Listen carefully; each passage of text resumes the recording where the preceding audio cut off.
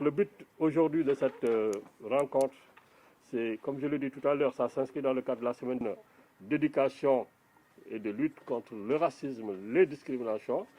Et donc, c'est une manière aussi de sensibiliser les Parisiens. C'est-à-dire ça, c'est notre rôle.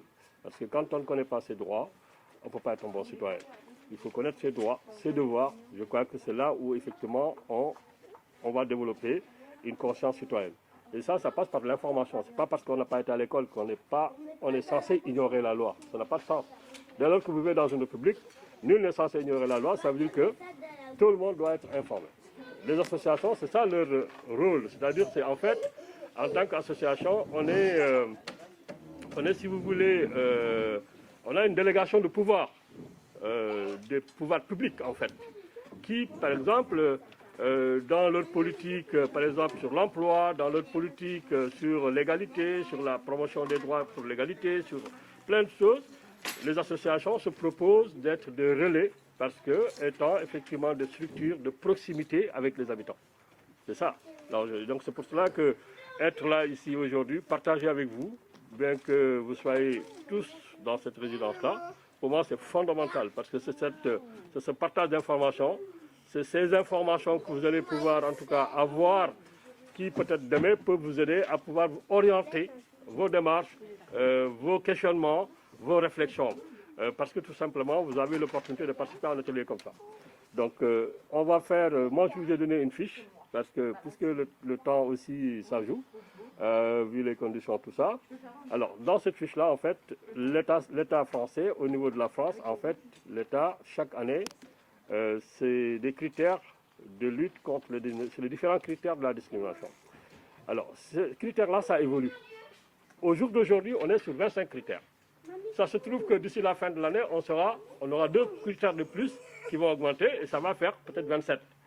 Donc, ça veut dire qu'avant, c'était 21 et après, ainsi de suite. Donc, ça évolue. Ça évolue, pourquoi? Parce qu'en fonction aussi des besoins, en fonction des réalités, en fonction des vécus, des situations.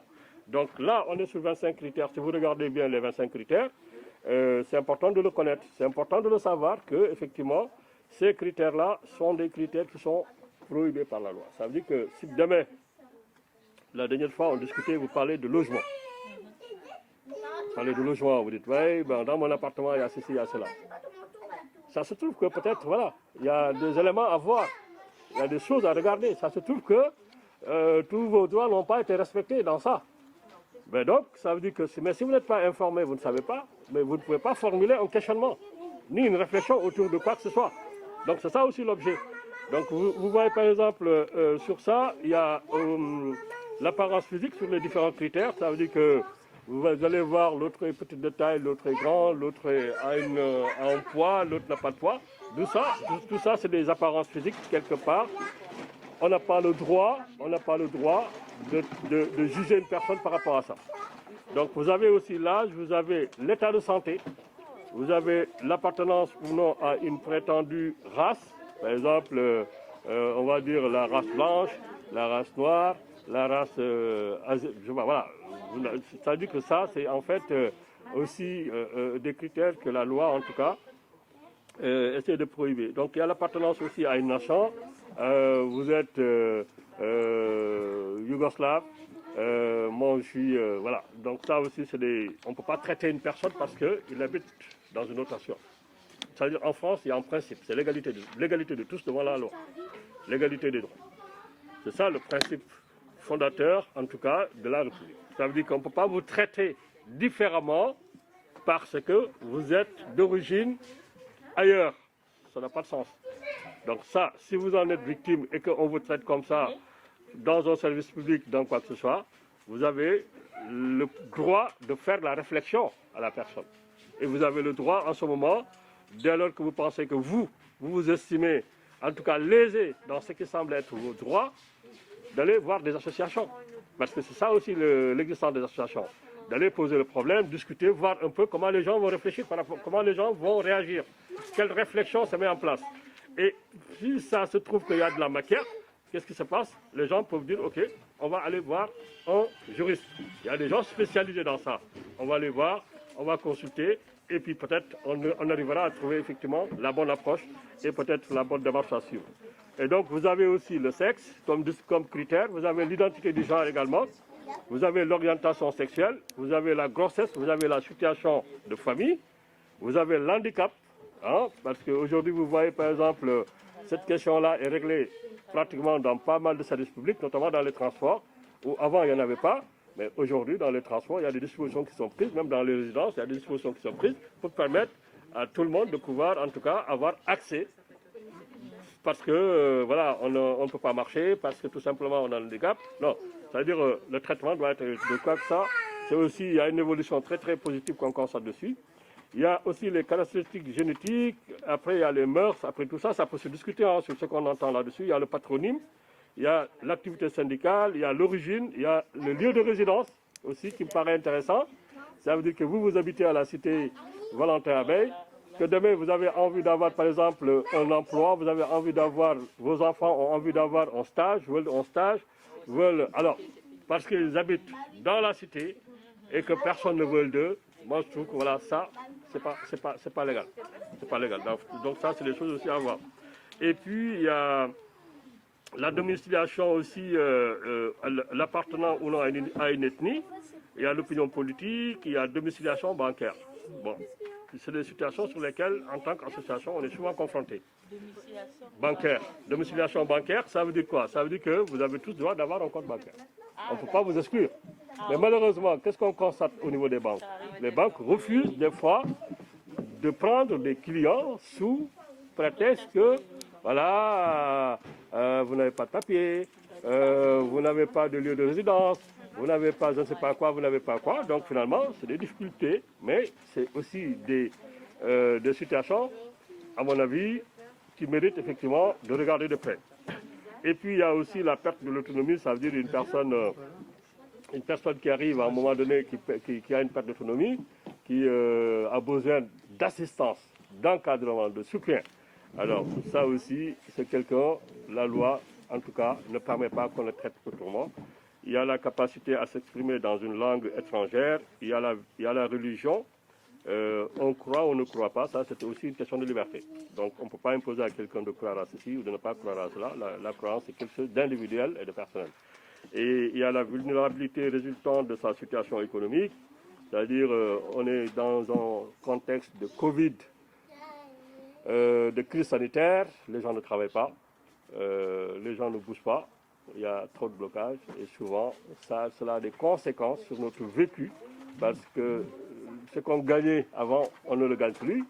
Et donc ça pose vraiment un vrai problème et c'est pour cela qu'il y a des dispositifs d'aide qui sont mis en place pour permettre aux gens quand même d'avoir cet équilibre dans leur vie, que leur dignité soit respectée en quelque sorte. Parce qu'en fait, si vous avez des enfants, vous avez des charges locatives, vous avez des charges pour la scolarité des enfants, vous devez payer le transport, vous n'avez pas d'argent, il y a un problème. Ça veut dire qu'après, vous pouvez vraiment tout de suite se retrouver dans une situation de déchéance psychologique, tout ça, c'est compliqué. Et puis il y a l'opinion philosophique. Alors ça, je vous le donne individuellement parce que c'est important de comprendre que dans la lutte contre les discriminations, il y a 25 critères. Et que ces critères-là, ce n'est pas par hasard que ça tombe du ciel. C'est des situations qui ont permis effectivement de mettre là-dessus avec aussi l'expertise de tous ceux qui se battent, que ce soit les organisations associatives, de la société civile, tout ça, avec les juristes qui en tout cas travaillent sur cette question-là, qui amènent effectivement à faire évoluer, à accompagner l'État dans l'évolution et la définition de ces critères-là. Donc moi je parle de la discrimination, peut-être que sur le racisme, je donnerai la parole à Marie, qui va essayer effectivement de faire peut-être voilà, une petite réflexion sur la notion de racisme, le racisme en tant que tel, et pourquoi la mobilisation elle est aussi importante pour la lutte contre le racisme. Parce que c'est quelque chose qui existe. D'accord? C'est quelque chose que nous vivons dans nos sociétés. Aujourd'hui, une société plurielle où il y a une diversité culturelle, une diversité énorme. Donc malheureusement, cette diversité-là, des fois, au lieu qu'elle soit une richesse, donc, pour le vivre ensemble, on voit que des fois c'est un handicap. Parce que tout simplement, vous avez une couleur différente de la mienne, évidemment. Donc vous pouvez ici avoir des difficultés face à ça. Donc, si on termine sur cette communication, Marie, c'est que je veux, c'est-à-dire, bon, là, on était venu avec quelques idées, avec les enfants à qui on propose un petit atelier d'écriture. Bon, c'est des dessins, mais c'est bien réfléchi en fait. Parce que ce qu'on veut faire émerger dans cet atelier qu'on donne aux enfants, c'est pas pour écrire simplement, mais il y a une tête, hein, il y a un dessin d'une tête de personne qui a été mise en place. On met les yeux, on met l'oreille, on met les cheveux, on met tout. Donc l'idée c'est de dire aux enfants, mais voilà, ça c'est les yeux, ça c'est la tête, tout ça. Donc ça veut dire que sur notre corps à nous-mêmes, nous-mêmes en tant qu'individus, nous avons différentes parties. Et pourtant, ces différentes parties constituent une harmonie pour nous. Parce que les yeux, ça nous permet de voir, l'oreille, ça nous permet d'entendre, les mains, ça nous permet de toucher, ainsi de suite. Donc tout ça, ça forme le corps humain. Donc imaginons qu'on soit en conflit avec l'œil, avec l'oreille, tout ça, ça veut dire qu'on se détruit. C'est exactement le même schéma dans notre vie ensemble. Que vous soyez une dame, un monsieur, un enfant, voilà. Tout ça, c'est une diversité de situations, mais qui doit normalement créer une harmonie si on met en avant notre intelligence collective. C'est ça aussi le vivre ensemble. Parce que le vivre ensemble, ce n'est pas un simple mot, mais ça repose aussi sur une dynamique de construction qui doit se reposer, comme je le dis, sur l'intelligence collective. Si cette intelligence collective n'est pas mise en marche, il y a un échec. Malheureusement, quand il y a des problèmes quelque part, c'est que voilà, il y a un échec, effectivement, de la mise en branle d'une telle dynamique, et ce qui fait qu'on se retrouve dans des situations de conflit, de jugement, de caricature, de pensée négative, alors que tout est là pour quand même qu'on puisse, en tout cas, tirer dans le même sens et vers le haut pour que tout le monde marche, parce que c'est dans l'intérêt collectif. Il y a eu un exemple où une famille m'a abordé en disant que l'enfant ne voulait plus aller à l'école parce que, arrivé dans la salle de classe, il avait son petit ami qui lui disait, voilà, toi tu n'es pas bien, tu es comme ça, tu es black, ceci, cela. Et ça fait que pendant longtemps, l'enfant ne s'est pas exprimé. Donc, ce qui fait que l'enfant, rentré à la maison, était véritablement frustré. Donc ça veut dire que ça, c'est un frein. La démarche au jour d'aujourd'hui, c'est dit que quand il y a une situation comme ça, il faut en parler. Parce que plus tu ne parles pas, tu subis. Et quand on subit, ça a tellement de conséquences. Donc, sur le plan aussi professionnel, ce n'est pas un tas de dire que on est là, on est, comme dit, tout homme naît égaux et demeure égaux. Et le but aussi de s'entretenir dans une résidence comme celle-ci, c'est pour que les gens puissent connaître leurs droits, savoir ce qu'ils ont comme possibilité et qu'on puisse quand même avoir les moyens de les accompagner à travers les ateliers, comme on est en train de faire là pour les enfants, à travers cet échange comme ça, bâton rompu, pour qu'à un moment donné, on ne va pas tout apprendre en un jour, mais on va petit à petit s'inscrire sur une démarche. S'inscrire sur la démarche en disant que, voilà, si je suis abordé de telle manière, je n'ai pas à me frustrer, mais parce que j'ai un droit. Je pense que c'est aussi ça. Et si chacun reste chez lui en disant que je ne veux pas écouter, vous êtes à l'absence de l'information. En vous donnant l'information, vous avez déjà des opportunités pour échanger. Donc, je veux chuter en disant que cet espace qui est un local commun résidentiel, c'est pour que les familles puissent véritablement sortir de chez eux pour, à un moment donné, venir s'accompagner mutuellement. Que ce soit sur le plan de la scolarité, comme on dit, l'accompagnement de la parentalité, la scolarité, l'alphabétisation, ce qu'on subit ici. Parce que effectivement, quand on a des difficultés, parce que la vraie barrière dans une vie, c'est la langue. C'est vraiment la vraie barrière. C'est le premier handicap. Quand vous ne pouvez pas échanger avec l'autre, vous créez déjà une frustration et ça devient très délicat. Et moi, je pense que nous devions tous nous mettre ensemble pour éventuellement avoir les bons moyens, les bons exemples pour pouvoir effectivement braver ces difficultés-là. Cela dit, je me présente, je m'appelle Marie et je suis la présidente de la Fédération de Paris du MRAP. Le MRAP, ça veut dire Mouvement contre le racisme et pour l'amitié entre les peuples. C'est un mouvement qui a été créé en 1949 par des personnes qui avaient survécu au camp de concentration, qui revenaient des camps de concentration et qui ont créé ce mouvement qui au départ s'appelait Mouvement contre le racisme et l'antisémitisme, que nous avons transformé après en Mouvement contre le racisme et pour l'amitié entre les peuples, considérant qu'il n'y a pas de hiérarchie dans le racisme et que nous défendons aujourd'hui toutes les victimes de toutes les sortes de racisme et de discrimination.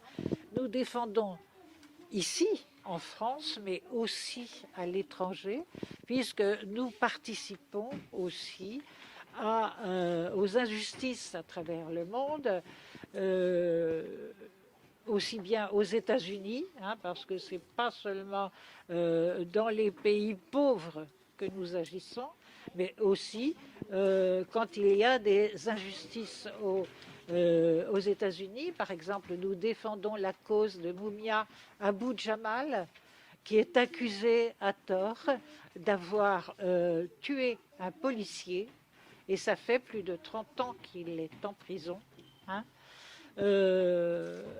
et que tous les mercredis, le MRAP est présent devant l'ambassade des États-Unis pour que Mumia soit libéré de prison. Et surtout, aujourd'hui, on a stoppé pour lui le fait qu'il ne soit pas victime de la peine de mort, parce qu'aux États-Unis, malheureusement, la peine de mort existe encore.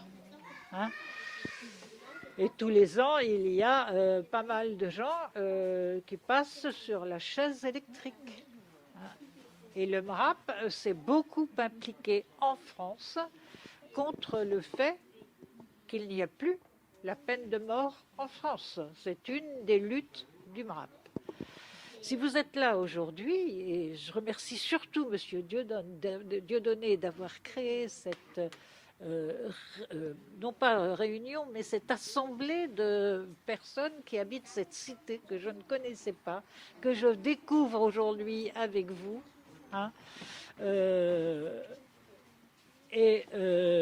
Cette salle qui est conçue pour recevoir les habitants et pour parler ensemble.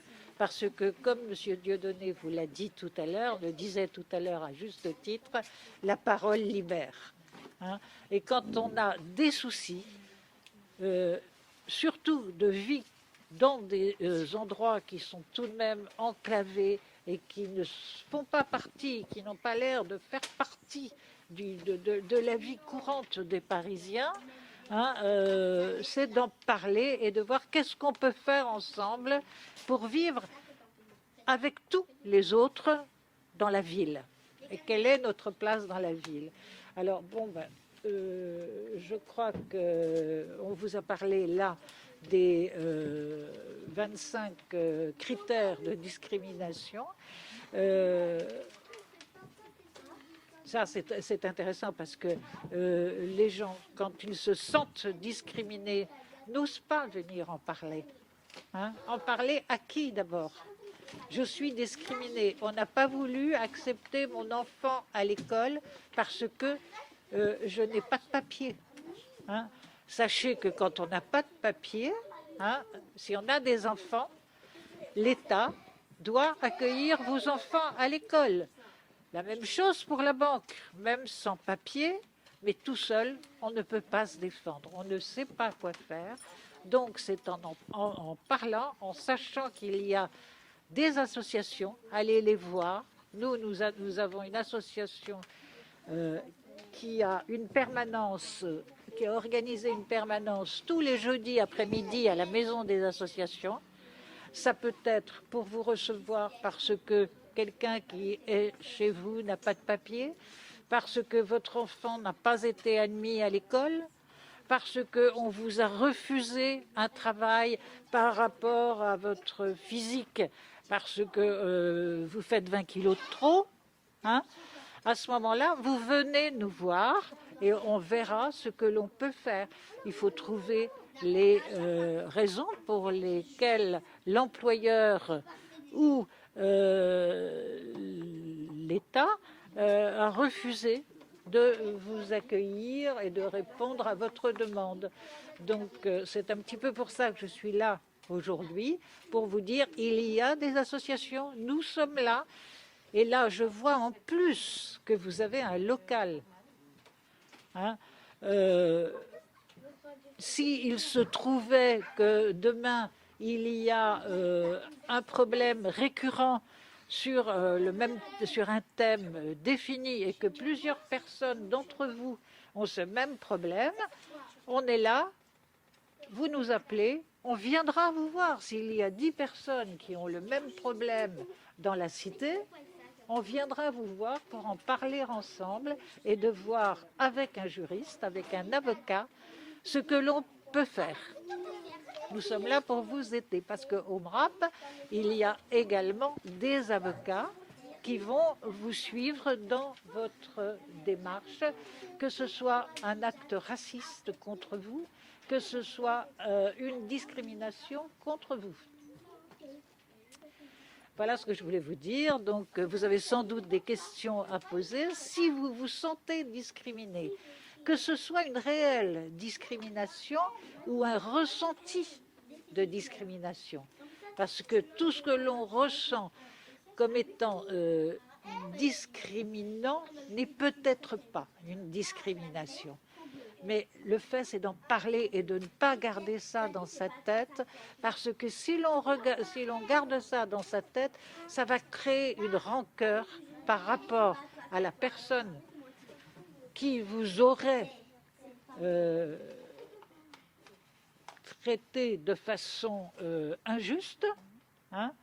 Donc c'est en parler. Et si ça se trouve, on n'aura pas besoin de poursuivre bien loin, mais simplement en organisant un rendez-vous avec la personne qui vous a discriminé ou qui a agi de manière raciste envers vous, on pourra en parler ensemble et arranger le problème. Ça sera toujours mieux qu'un procès.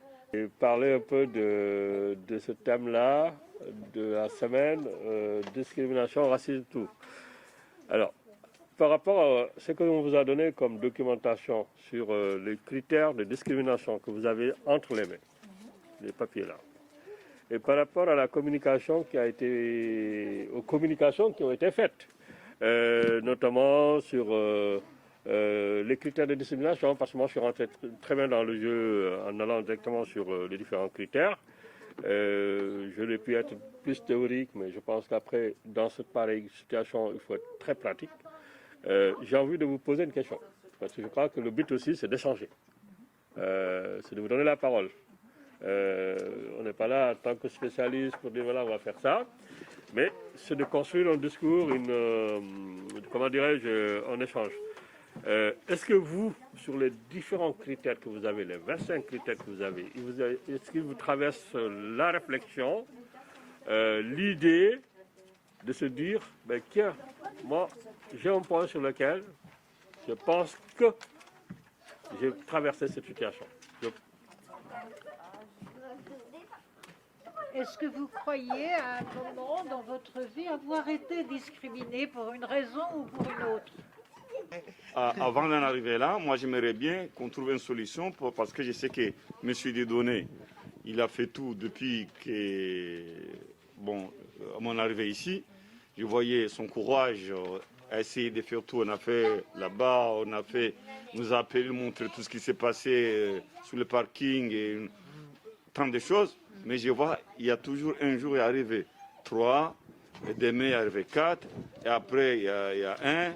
Après, donc il a battu, il a tout fait, jusqu'à on arriver là, on a une bonne salle comme ça, hein, et nous sommes toujours pareils. Et encore là, il y a autant de monde que la dernière fois, ça n'a pas bougé. Rien de rien. Les gens ne veulent pas bouger pour la résidence. Et pourtant ils pleurent. Et pourtant, c'est les premiers à aller voir M. Dieudonné parce qu'il y a ci, il y a ça, il y a machin, il y a truc, et il n'y a rien. Il bouge, lui, pour eux, alors qu'ils ne viennent même pas pour bouger pour les autres. Et ça, les réunions, je suis à toutes les réunions. Et c'est toujours les mêmes personnes qui se déplacent, personne d'autre. Je prends la parole pour aller dans le même sens que la voisine qui vient de dire. Que les gens, ça fait 25 ans que je suis dans ces résidences. Ça fait 25 ans que nous sommes là et on a fait un certain nombre de choses. On a mobilisé les gens dans la cour. On a fait des activités dans la cour. On a fait des jeux d'enfants dans la cour. Mais je pense qu'à chaque fois que les gens viennent, c'est quand ils ont un problème personnel. Et quand leur problème soit résolu ou pas, ils repartent. Bon, moi, la seule chose que je conseille aux personnes qui sont là, ne baissons pas les bras. Non, je disais tantôt que, je disais à l'instant que on a fait beaucoup de choses, beaucoup de choses, surtout avec toutes les personnes qui sont là, on a fait beaucoup de choses. Comme je dis, depuis 25 ans que je suis en résidence, on a essayé de pousser au maximum. Bon, il faut y croire. Le seul rêve que j'ai au jour d'aujourd'hui, c'est de dire que la salle est là. J'espère que ça va donner encore une autre dynamique pour que les gens puissent comprendre qu'ils ne viendront pas simplement parce qu'il y a la salle, ils viendront parce qu'on va s'accompagner mutuellement. Voilà. Le but, c'est de s'accompagner mutuellement. Ça, c'est le but. Je ne veux pas dire que j'ai été le seul à faire cet effort. Non. C'est aussi en regardant certaines personnes qui y croient, qui m'ont poussé à le faire. Parce que si eux, je toquais à leur porte ou leur parlais, ils ne voulaient pas, moi-même, je n'allais pas le faire. Donc le fait qu'ils ont émis quelques volontés, j'ai toujours exprimé le souhait en disant que bon, ben, il y a des personnes qui savent, qui ont la volonté, mais peut-être qu'ils ne savent pas écrire. C'est comme les danseurs. Il y a des gens qui aiment danser, mais ils ne savent pas jouer la musique. Donc chacun a sa partition. Je me suis dit, si je peux me réveiller, si je peux me lever, autant mieux le faire. Bon, maintenant, au fil du temps, je constate qu'il y a des gains qui sont là. Les gains, c'est quoi? C'est la salle. Et vous êtes, au jour d'aujourd'hui, plus que jamais, les ambassadeurs de cet espace. C'est vous qui allez vendre l'image, vendre le travail qu'on a fait et dire que c'est vous qui avez fait et qui viennent aussi. Et bon, j'ai vu la réplique l'autre jour, quand les gens sont venus en disant qu'ils veulent savoir comment on va déménager, ceci, cela. Aujourd'hui, ils ne sont pas là. Vous voyez? Donc, il y a des gens qui viennent parce qu'ils viennent pour un intérêt ponctuel. Donc, je vais déménager, est-ce qu'on va nous faire, on va nous reloger, Non, nous tous, on a ce besoin de savoir si on va nous reloger. Autant elle que nous, on veut savoir. Et comment on va nous reloger? Mais si on va bien nous reloger, il faudrait qu'ensemble, qu'on soit là pour dire que si on veut nous reloger, voilà les conditions dans lesquelles nous souhaiterons. Sinon, on va nous reloger de manière... Bon, voilà, c'est un peu ça. Donc, je pense que ce soir, je ne néglige pas les efforts qu'on fait. Je dis toujours que, un, on ne peut rien faire. Deux, ensemble, on peut aller très, très loin. C'est une situation particulière et les autres aussi sont derrière. Il n'y a pas de découragement. Parce que moi, je suis un combattant. Je suis habitué à me battre. C'est-à-dire que ça, c'est quelque chose... Voilà, moi, je le dis souvent, je dis, je ne renonce pas. Je n'abdique pas. Quelle que soit la situation, toujours on se dit, aujourd'hui, je n'ai pas le moral, demain, j'aurai le bon moral. Aujourd'hui, je ne suis pas compris, demain, je serai compris. Et ça, c'est un travail de fourmi à faire. Ça vous engage tous individuellement, chacun. Et donc, ne vous découragez pas, continuez à parler. Ne montrez même pas que peut-être moralement ça vous atteint parce que les gens ne viennent pas. Développez des initiatives qui demain vont peut-être créer de l'intérêt pour ces personnes-là. Ils vont venir. Parce que s'ils verront que... Parce qu'une association, c'est quoi? Bon, les membres qui viennent régulièrement, elles sont prioritaires. C'est les membres qui sont prioritaires. Ça veut dire que si des situations se posent, c'est ces membres-là à qui on règle les problèmes. Les autres qui viendront derrière, ils trouveront le train en marche, mais ils vont se mettre dans la dynamique. Mais il faut savoir créer de l'intérêt. Et ça, nous, on est là pour vous accompagner sur ça. Et c'est pour cela que il y aura d'autres associations peut-être qui vont venir. Mais après tout, nous n'avons pas de macaire, c'est vous. La macaire, c'est vous.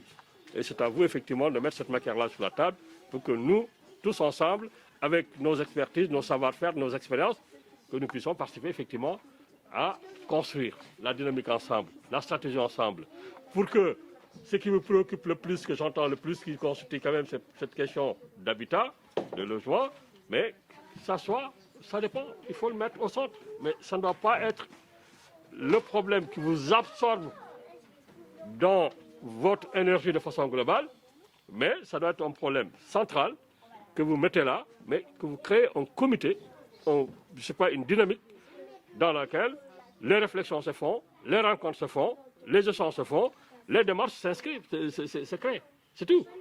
Mais ça, si on n'arrive pas à construire une telle approche, une telle démarche, c'est qu'après, voilà, on va revenir tous les jours, on va dire « Ah ben oui, il y a ça, ah oui, il y a ça ». On fait une réunion pour parler d'autre chose, on va revenir sur les mêmes problématiques. Et moi, je pense que ça serait dommage, parce que c'est un problème essentiel. Moi, je suis tout à fait conscient. Et c'est que tous ceux qui viennent dans cette résidence-là le voient de façon très visible. Mais ça demande vraiment une mobilisation très soutenue pour arriver à des résultats. Et ça, ce n'est pas un travail d'une journée, d'une semaine, c'est un travail, une dynamique qui va se mettre en place. Peut-être demain, vous allez voir d'autres experts qui sont très très calés que nous sur les problématiques d'habitat, qui vont vous dire, attention, c'est ça la réflexion. Et c'est à partir de ce moment-là que les pouvoirs publics vont comprendre qu'il y a quelque chose qui se crée. Et là, votre parole va être entendue, vos préoccupations vont être prises en compte, vos soucis vont être réglés. Mais si on ne réussit pas à le faire, si vous ne réussissez pas à le faire, je pense qu'on va passer à côté de la plaque. Et ça serait dommage parce que ce problème-là va plomber toutes les autres opportunités qui sont pourtant manifestes, qui sont des besoins, parce que tout simplement, on est focalisé sur une question qui me paraît centrale. La rencontre de cet après-midi, c'est à la suite d'échanges avec M. Silla, le président SO Casamance, qui était dans une action d'activité de la semaine sur la discrimination. Et nous avons pensé que, vu la situation de Valentin Abeille, qui est enclavé, et vu la situation dans le quartier, il fallait quand même prendre une seconde pour échanger avec eux, et c'est ce qui s'est passé. SO Casamance, on travaille depuis très longtemps, c'est un ami, et Silla c'est un ami, avec qui nous échangeons sur les problématiques du quartier et de l'arrondissement. Et on essaie d'apporter une contribution pour faire évoluer positivement tout ce qui est des déficits dans le quartier. Bon, nous on habite Valentin Abeille, je suis résident à Valentin Abeille depuis 25 ans. Et voilà, je connais à peu près tout ce qui se passe dans tout ce secteur qui est classé politique de la ville avec toutes les difficultés. Voilà, cette résidence est très enclavée parce que en face du périphérique, à côté de la colline, voilà, vous avez sûrement été un peu au courant de ce qui s'est passé avec les migrants, avec les toxicomanes, ce qui fait que les habitants de Valentin Abeille ont vécu ça très difficilement. Et qu'ils ont vécu ça très difficilement parce que c'est aussi une population qui est déjà très fragilisée à la base. Ce qui fait que, en plus, toutes ces problématiques qui se sont engendrées a fait en sorte que les habitants étaient dans un état de souffrance. Donc, alors, l'opportunité de les faire accompagner par d'autres associations est la bienvenue. Parce que cette résidence qui est, comme je disais tantôt, est enclavée, fait en sorte que les habitants ont du mal à aller de l'autre côté, notamment aller soit sur le plan de la scolarité, soit sur le plan vraiment du quartier. Et ce qui fait que c'est une vie assez compliquée. Nous avons, sur le plan de la résidence, trouvé moyen, ou tout du moins à demander au bailleur qui a eu cette volonté de mettre à disposition la LCA, avec aussi l'appui de la mairie qui aussi a beaucoup œuvré pour que le bailleur puisse donner cet espace dans l'intérêt pour accompagner les habitants, sur le plan surtout de la scolarité, de l'aide aux devoirs, et encore un autre point positif, parce que comme j'ai évoqué tantôt, ces résidences s'est vidée et a laissé place à beaucoup de familles fragilisées, notamment les gens de terre d'asile. On a fait plein de dessins entre-temps, qu'il y avait l'atelier sur les discriminations, le racisme et l'antisémitisme. Ici, il y a une communauté entre tous les enfants et entre les parents aussi. C'était très cool à voir qu'il y a tout le monde qui se connaisse un petit peu et tout le monde qui s'y parle et tout. Non, c'était très sympa.